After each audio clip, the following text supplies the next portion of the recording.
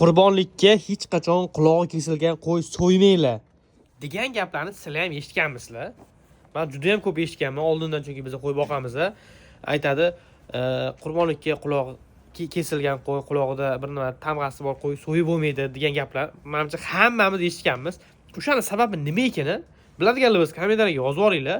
Keyin qanaqadir rangli qo'y so'yib bo'lmaydi, qora qo'y so'yish kerak, dumbasi katta qo'y so'yish kerak, yana nimadir deyshadi.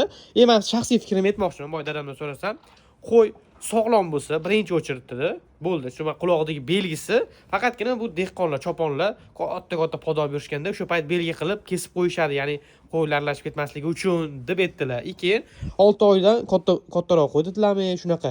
Sog'lom bo'lsa bo'ldi dedilar. Qo'ying soppa sog'lom bo'lib, shtobi, qulog'i, mana qulog'i ko'zini yopsa bo'ldi, ya'ni uni ko'zini yopib so'yasan dedilar. Sizlar nima deb o'ylaysizlar? Biladiganlar bo'lsa kommentariyaga yozib yuboringlar, nima uchun yana shunaqa deyilgan, qulog'i butun qo'y so'yilsin degan. Tak что hayitga qo'y so'yman deydigan aka-ukalarimiz bo'lsa, kerak qo'y desanglar, dadam nomerlarini pastga yozib qo'yaman.